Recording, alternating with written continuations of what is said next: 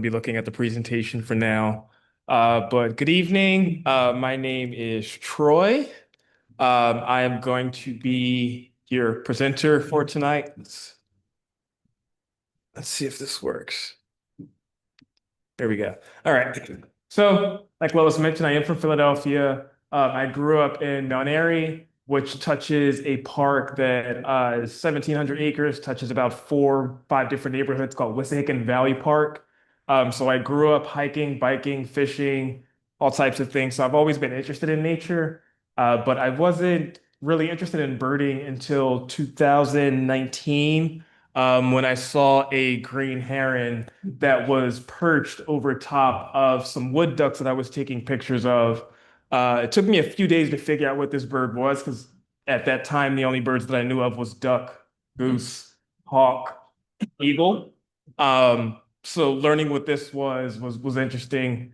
Found out how smart they were and how they are the original fly fishermen and they will use organic matter to create disturbances on the water, and then they'll catch aquatic wildlife that way. And just watching them hunt like that is very cool. So that's what actually got me into birding and wildlife photography specifically. Um, so tonight we're going to be going over the fundamentals kind of wildlife, digital photography, and it will be applicable to wildlife photography. We'll go over a few different things, the different camera modes and how you can utilize them. Um, Exposure triangle, which is going to be pivotal for digital photography. Exposure compensation, metering modes, and then we'll talk about some autofocus and then some additional things at the end. All right. Should be about an hour. All right. So first, we're going to talk about the different camera modes. So typically, when you are looking at your camera, there's going to be a dial that has a bunch of different icons. You may see PSAM, you may see P, TV, AV, and some other ones. But that P is going to stand for program mode. And that's similar to your point and shoot mode where you just, take it out the box and take pictures. In program, they may ask you a couple different questions. Are you inside, outside? Is your subject moving or stationary? But for the most part, you're not making any adjustments to your settings. All right. Next is shutter priority or TV mode if you're Canon shooters. And that is going to allow you to either freeze motion or show dramatic motion in your photos. All right, so that's going to be a quick way if you have a bird that's flying past or in motion, if you switch to shutter priority or TV mode, that will allow you to freeze that fast moving bird. And then if you have a very cooperative bird that's not moving around, you may want to switch to aperture priority, because in aperture priority, you're able to adjust the depth of field. So that's where you're able to highlight the subject and maybe blur out the background. All right. And then lastly, manual, which is what I typically work in all the time. That's where you have access to your shutter speed, your aperture, your ISO, so on and so forth. All right. And that's what we're more so going to be talking about tonight. So we'll start with the exposure triangle. All right, so these are going to be the 3 pillars of digital photography. You need to understand this before you even get into wildlife photography because it will be very difficult if you do not understand these settings. All right. All 3 of these are going to affect your lighting, but they will affect your lighting in different ways. And there's also going to be side effects. All right. We'll talk about that in more depth. First, we're going to start with aperture. All right.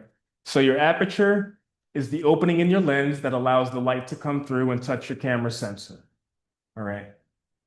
Most lenses have a length or a fixed variation of aperture length or lengths that they can access.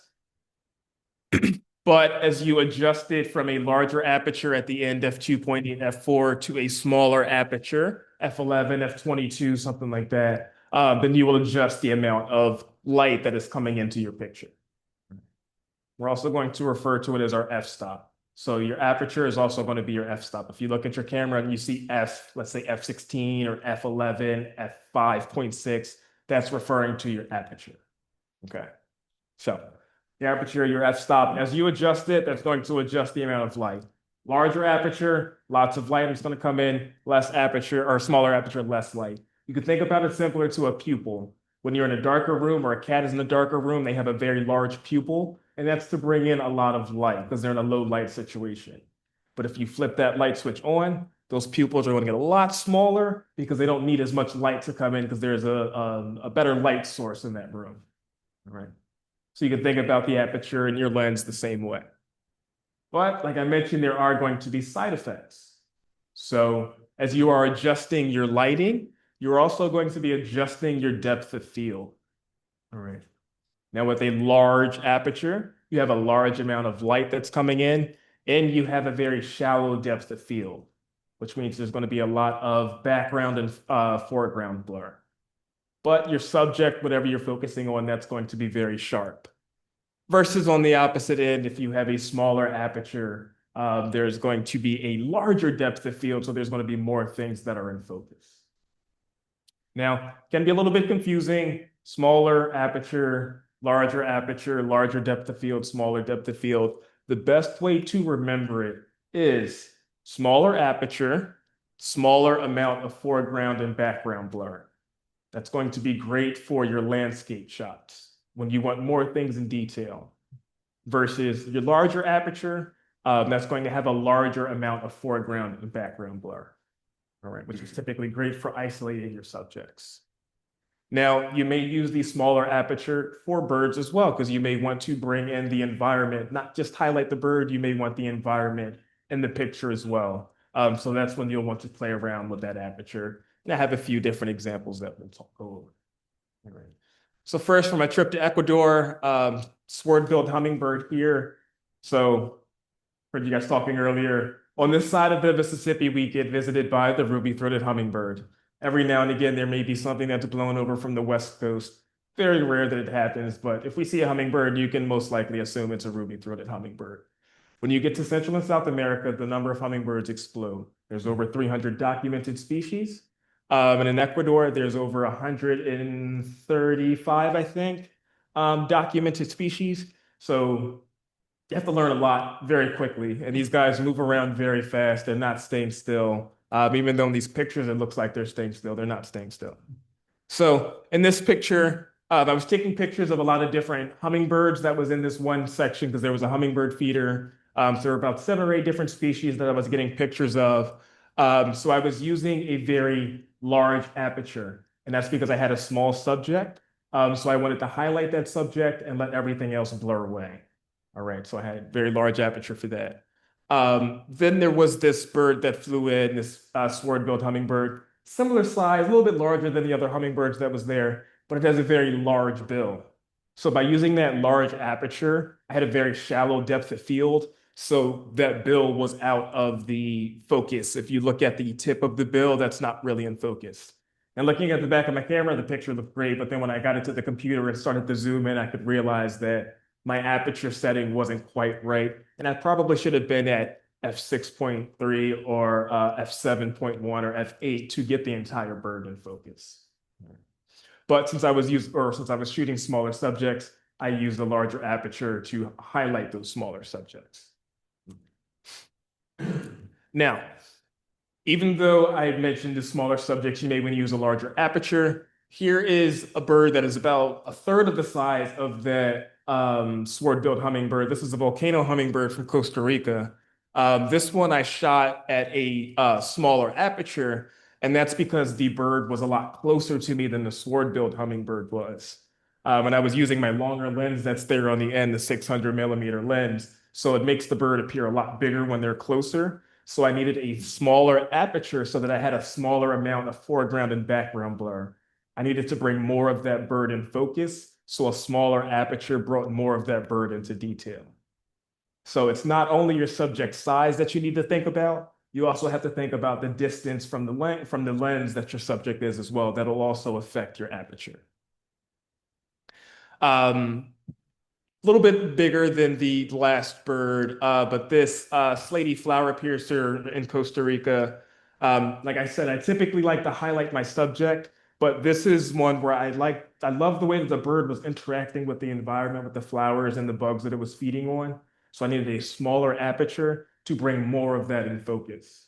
Now, this typically isn't my style of shooting, but it was just a very beautiful scene, the contrast in the flowers versus the bird. So I had to use a smaller aperture to bring more of that in focus. Okay. Our last example here, this bird, turquoise motmot, was recently turquoise motmot. Now it's the lessons motmot. They got split, I think. Um, this bird, a little bit larger, but since it's such a long bird, I had to have a smaller aperture again than the previous photos so that I could bring more of the scene in focus. So you can still see the bird is in focus. You can see some of the branches that are behind the bird, but then as you get further back into the photo, things kind of just blur away. Now, that's my style of shooting, and that's because I like to highlight the subject and kind of draw your attention to those birds because a lot of times we walk past these birds or we see them all the time. I had a recent bird walk, and some people, we were seeing a lot of blue jays. By the time we were 45 minutes in, it was our 60th blue jay. Yeah, that's a blue jay. But then when you look at a picture of a blue jay, it's like, wow, it's a blue jay. Like those patterns that appear on the bird are very amazing. So that's why I like to highlight that subject and like let them show off those colors and patterns. Next, we're going to talk about shutter speed. So with your shutter speed, as I mentioned, that's going to allow you to freeze motion or show motion in your photos. So typically, you're going to want to freeze that motion. So if there's a bald eagle at Conowingo Dam that's flying overhead, you're going to have a faster shutter speed to freeze that bald eagle. If there are warblers that are bouncing around in the tree, you're going to use a faster shutter speed to try to freeze that motion. All right. On the other end, the slower shutter speed will show dramatic movement. So typically, when people learn how to manipulate their shutter speed, the first picture they'll take is something with leading and trailing headlights from a car or something like that. That will happen from a slower shutter speed because it will show that dramatic movement. As you can see in the bottom left corner, a faster shutter speed is what's going to allow you to freeze that motion. Hummingbirds, they flap their wings so fast that it's very tough to sometimes freeze that motion. Now with shutter speed, it's going to be measured in a fraction of a second, half a second, a 30th of a second, 500, 6,000, et cetera, et cetera. Those are the faster shutter speeds. And then there's the slower shutter speeds, a second, full second, 30 seconds, and you'll have the double quotes at the end that'll show you that it's a full second. All right. So you don't want to get confused when you're looking at your camera. You may see a full number on your camera. That is 2/50th of a second, not 250 seconds. If you saw the double quotes at the end, then you would know it's 250 seconds. All right. Shutter speed, like I said, is going to allow you to freeze motion. It's also very helpful for people like me who don't like to use tripods. So the picture on the right, I was actually taking a picture of a mural in Philadelphia because mural arts, they have so many different murals across the city. I worked with them and I was documenting some of that artwork. And I like to shoot freehand, meaning I don't like to use a tripod or monopod because I like to keep moving. So I use a faster shutter speed to account for my body moving, my hands moving, maybe me breathing. So that picture was taken at 300th of a second. But that faster shutter speed, it froze my movement, but it also froze the movement in the picture. There was a guy walking to his car. There was a truck in the back bay that was pulling in. So it was a happy little accident of freezing that motion. But my intention was to freeze my motion and capture a nice crisp image, but it froze some of the other motion in the photo. So I mentioned earlier with that slower shutter speed, you can show that dramatic movement. Typically, when people learn how to manipulate that, these are going to be the pictures that you see. If you have a light source that is in front of a camera with a slower shutter speed as it's moving, you're going to see that tail of the light as it's moving. So typically when people mess around with light photography, that's what they're doing, a slower shutter speed. Also, when you do your nighttime or sky astrophotography, they're doing longer shutter or exposures. Um, Most times your slowest shutter speed is about 30 seconds. Some of these guys can extend their exposure or their shutter speed to an hour, 2 hours, 3 hours, but you have to override the camera, use software connected to an external battery source and stuff like that. But that's how they get those nice crisp pictures of the sky and those dark sky places, is with those slower shutter speeds. A couple examples. I mentioned that I do not like using a tripod or a monopod to take pictures. This subject forced me to break out my tripod. There was a northern saw-whet that was in Montgomery County, perched on a trail about 12 feet above a trail where people were hiking. walking and with strollers, dogs going back and forth, and it didn't mind. Northern saw-whet, very small, probably about half the size of my water bottle. And this tiny little owl every night for about 2, 3 weeks came back to this same spot. So I was trying to get pictures, and it was about 7:30, so the light was pretty bad. And this was in the fall, not the summer, so it was getting dark pretty quick. And this guy just was not waking up early enough for me to have enough sunlight. So I had to use a much slower shutter speed. When you get to something like a half a second, you're going to need a tripod. Otherwise, that's going to be a very, very shaky photo. So luckily, I set up my tripod, took this picture. It was a half a second exposure, slow enough to get enough light in this photo, but it was fast enough that it still froze the motion of him stretching his leg and opening up his eyes. So luckily, that motion didn't show. If you zoom in, you can see a little bit of blur with its foot. Um, but I was happy with this. After about going back and forth for 2 weeks, I finally got a photo. Red-legged honey creeper from Costa Rica. This picture frustrated me because I was working for about 30 to 45 minutes taking pictures of the bird, and I had to anticipate it because I was, tracking the bird and trying to catch it as it was moving, and it was just moving too fast. So was watching as it was moving from different flower, it would land on one stem, the stem would bend, and then it would feed on the flower, jump to the other stem, it would bend and then feed on another flower. So I found a spot that was perfect. It was going towards that area. So I lined up my camera, put up my tripod and stuff, and I sat there and waited. And then it grabbed the right stem that I wanted it to, and it bent right in front of my camera, and it was feeding on the flower. And I got the pictures, looked great on my camera. Then when I got back and put it on the computer, I saw that there was a blade of grass that was like going right in front of his face. And since I was shooting at a 60th of a second, that fast shutter speed froze that grass as it went in front of the camera. Now, I didn't see it, my blind eye, I didn't see that grass go in front of my camera, but the faster shutter speed froze that. So it freezes the motion of the birds, but it also freezes other motion. So, be careful of your surroundings. Here's a failed photo. This is a sunbittern. If you know sunbitterns, they have a beautiful sunburst pattern on the back of their wings. This bird was hopping from rock to rock. My shutter speed was too slow. All the pictures were blurry. So I finally got a fast enough shutter speed. I lined up, I waited for the bird, and he stood there for about 5 minutes and just stared at me and didn't move after that. So didn't get the beautiful sunburst pattern. I got a beautiful picture of the bird, froze the waterfall in the background. But I include this one because this is a failed photo of me trying to capture that sunburst pattern of the sunbittern as it was moving from rock to rock and feeding. This was a successful picture. Took me 45 minutes to get this one, but this was a violet-headed hummingbird. Again, had to anticipate where it was feeding, and there were a few times where I anticipated it correctly, but I had such a fast shutter speed, 2,000 of a second, that when the clouds came over, it was too dark. So the photo was too dark. So I had to try again. I lined up perfectly. The bird would come in, and then a brown violeteer would come in and chase it away. So then I wouldn't get the picture. So after about 45 minutes, I lined it up perfectly, got the shot. And this one, I actually froze the wings of the hummingbird. So I had a fast enough shutter speed. And this one, I had enough sunlight to use a shutter speed that is that fast. Now, typically, you won't be able to shoot at 2,000th of a second unless you have a very bright light source. So typically, if you're on the beach, after it snowed, when there's a lot of reflection from the sunlight, that's when you're able to use a faster shutter speed. But if there's an overcast day, or you're in a canopied forest, a faster shutter speed is typically not going to be useful. Now, the last part of the exposure triangle is going to be ISO. Now, if anybody used film cameras, when you would purchase your film had an ISO value, and you had to pre-plan what you were going to use that film for. Because if you bought film that was an ISO 100 and you went to go shoot someone's birthday party, those pictures were going to be very dark. Or if you went and had a 16,000 ISO film and then went to the beach, those pictures would have been extremely bright.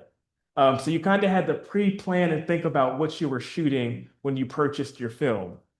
Now, the ISO values were brought over to digital photography. However, you can do this in your camera and manually adjust it without having to think about what you're doing beforehand. All right. Now, the base value is going to be 100. As you go up, that will brighten your photo. But as you increase the ISO value, and a lot of times you might want to do that if you're in a darker situation. Maybe your aperture is as large as it can be, your shutter speed is as slow as you're willing for it to be, and you're still not getting enough light. Then you can use your ISO to bump up the light and introduce some artificial light. But when you do that, there is a trade-off. Like I said, there's side effects to everything with the exposure triangle. So there's going to be some grain or some noise in your photo as you increase your ISO values, right? Now that may be fine for some people. If you're taking a picture for a documentation shot like this killdeer here that I was using for eBird to just show that there was a nesting killdeer on my property, this is great. You can see that it's a killdeer. You can see that it's nesting. This is great scientific evidence. But if I was going to put this up at a picture gallery, I would be laughed out of the building. This isn't one that I would use. And this happened because I was shooting with auto ISO. Now, some photographers, they talk about auto ISO versus manual ISO and how they might utilize it. Manual ISO, you're going to be selecting your ISO value whenever you take photos. You'll have to change it every time you take a photo if you want it to be brighter or darker. Auto ISO, you set the minimum and maximum value for your camera, and you let your camera do the rest. That's typically how I like to work. I let my camera figure it out. Sometimes it does not work where it'll give me a picture that is 32,000 ISO and it's very grainy. But in this situation, it didn't really bother me. Okay. Now, ISO should not be confused with your exposure compensation. Okay.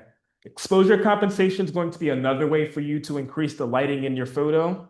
All right. But you're only going to be able to do this in modes where your camera is taking a light reading and making a camera setting adjustment. So in shutter priority, when your camera is making setting adjustments, aperture priority is making adjustments, program mode, and when you're using auto ISO in manual mode. All right. Because when you're using auto ISO, your camera is selecting an ISO value for you.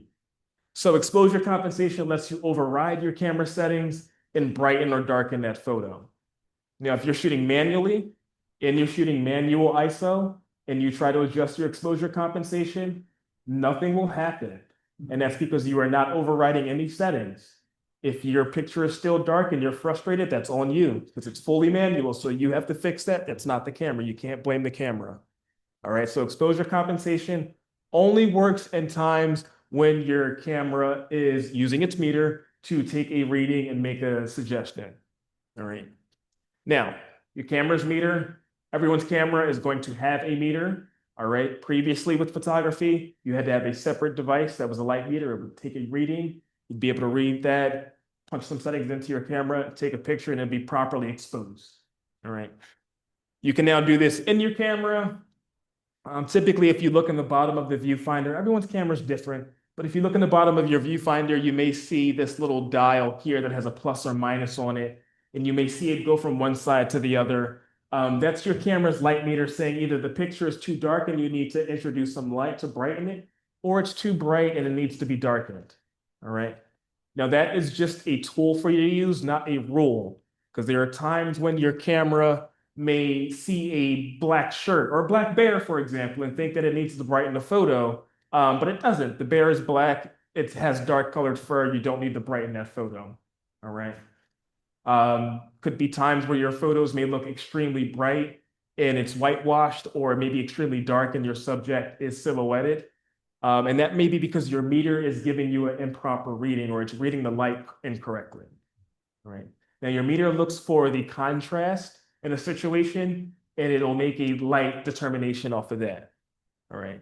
Now you can do multiple different light readings. There's 17 million different meter readings. We'll just talk about the three basics. And that's going to be matrix, centered weighted, and spot metering. Okay. Now that just has your meter read it in different ways. With matrix metering or evaluative metering, it breaks the picture up into 4 different zones. It'll read those 4 zones at the 5 zones at the same time, and then it'll make adjustments based off of the reading. Now, that'll be fine if you're in a canopy and there's not a lot of high contrast.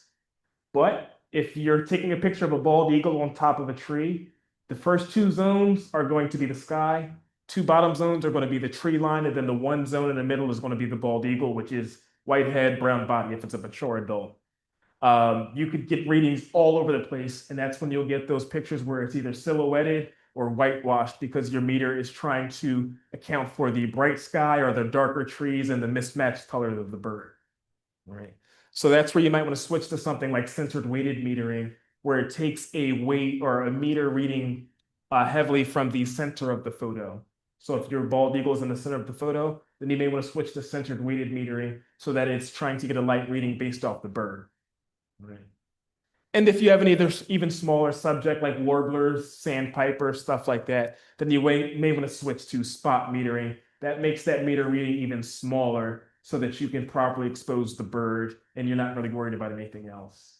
So if you see pictures where maybe the subject is very crisp, very clear, and the background may be darker or lighter, that's because the spot metering is just reading the subject, which is typically a bird for me. So that's how you get that effect. All right. So there's other meters that you could. I say look at your instruction manual to figure out when those meters would be useful in different situations. But there's so many different meters that you could potentially use. All right.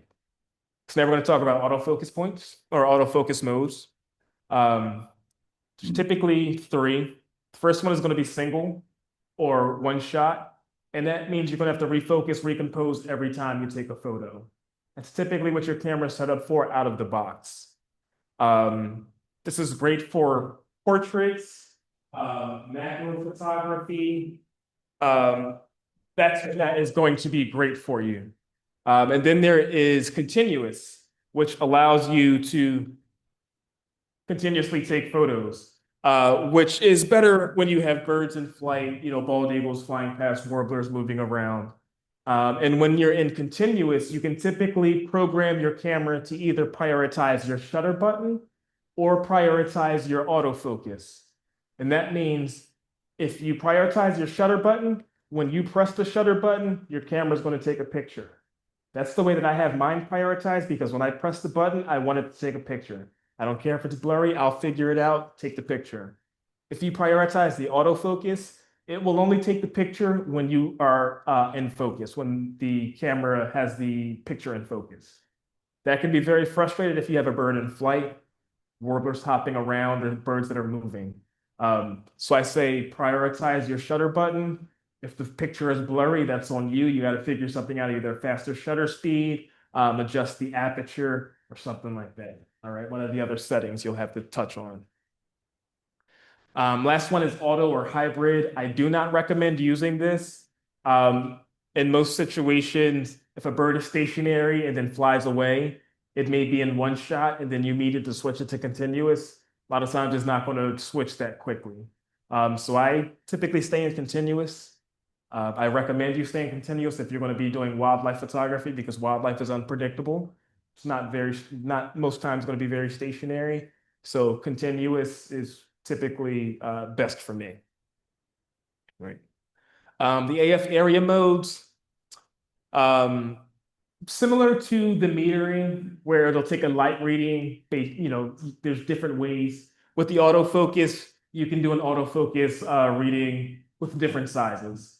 Your camera will have a different number of points, 55, 155, depending on whatever camera you have. But you can use single point to move it around. All right, and that's going to be great for your smaller subjects, your warblers that are moving around in trees, your hummingbirds. Single point may be better for those because then your autofocus will lock on that subject and it'll ignore all the other noise, maybe the branches that are moving or the trees, the flowers, etc.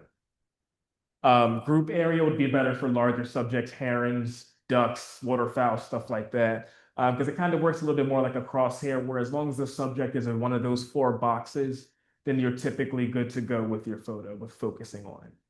All right. Single and group are the two that I use the most, but there's also some others like dynamic that people may utilize. If you have a larger subject, a bear or mandrill that's elk, deer, etc., they're larger, so you can get away with a larger focus area. But that would not work if you were trying to take a picture of a warbler that was hopping around because then once that wind blows and a branch moves, the autofocus is going to jump to that branch. So you have to be careful with the size. I recommend that you have your focus point akin to the size of your subject. Smaller subject, smaller focus point, larger subject, larger focus point. Auto area will just kind of jump on whatever the camera feels like. I typically say this is useful if you're doing event photography, taking pictures of a family event, a birthday party, something like that, where you don't have to just focus on one person. You may just be taking pictures of whatever's going on. Then yeah, auto area is good because the camera will just kind of focus in on the different movements if it sees an eye or something like that. Um, but if you're taking a picture of a bird, like I said, if there's a bald eagle that's perched on a tree and then there's a plane that flies behind that bald eagle, I guarantee your camera's going to jump to the plane. So do not use auto area if you are trying to take pictures of birds or generally subjects that are going to be moving around. All right. We'll talk about equipment quickly. So understanding the different lenses. So if you get into wildlife photography, especially as a novice photographer, the lenses are going to be very scary to go and purchase.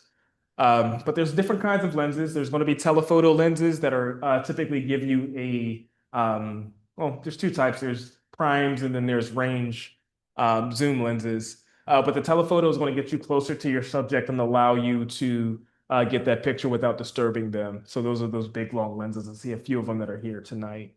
But there's either going to be a zoom, which gives you a range. I have a 180 to 600, so that gives me a range. Or there's prime lenses, which are typically, 800, 600, 4, 5, whatever, but it's a fixed length lens. There's advantages and disadvantages to both. I like the zoom lenses because they give you a little bit of a range. The fixed length sometimes gives you a larger aperture, so you're able to use those in lower light situations. So you can get that bokeh effect where the subject is very sharp and everything behind it blurs away. All right.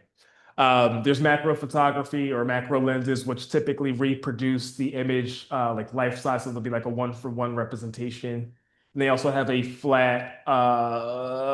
flat something design. What is it called? Flat field design. That will, instead of you having to adjust your aperture to try to make the entire bird or entire subject in focus, everything in the viewfinder will be in focus. And that's typically because with macro photography, you're taking pictures of smaller subject, ants, butterflies, bees, etc. And you want that entire subject in focus. And a lot of times that subject's going to look very large on your camera. So those macro lenses are able to have a flat field design that gives you the entire subject. And then there's teleconverters, which will help extend your lens. You can attach those on and it'll just extend your lens. So if you're using a 2x converter, for example, let's say you had a 500 millimeter lens, use a 2x converter, that would then be a 1,000 millimeter lens. All right. But if that was an f4 500 millimeter lens, if you put that 2x converter, that's now going to be an f8 is going to be your largest aperture. Okay. So it's going to multiply everything, not just your lens, it's also, or your length, it's also going to multiply your aperture. All right. A lot of times people do like that because it's a way to extend your lens without adding a lot of weight or without investing a lot of money. The teleconverters are typically cheaper. But with your lens, the rule of thumb is larger aperture, larger budget. All right. An f 5.6 600 millimeter lens, couple $1,000.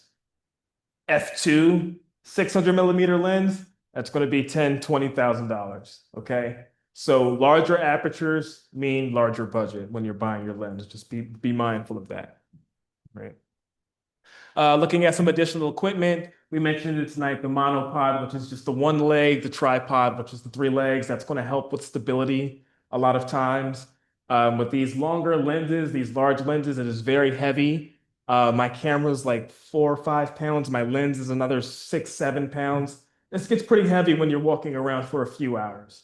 So those tripods and monopods will help offset some of that and help with your stability.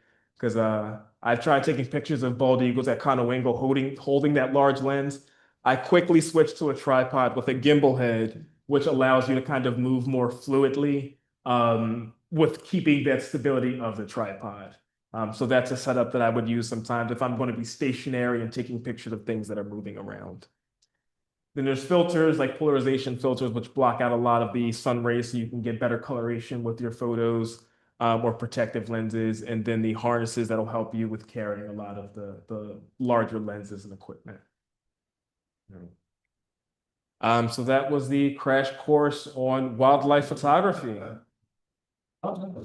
Good job. Were there any questions in the room or in the online? I can look to see if there's anyone on the chat.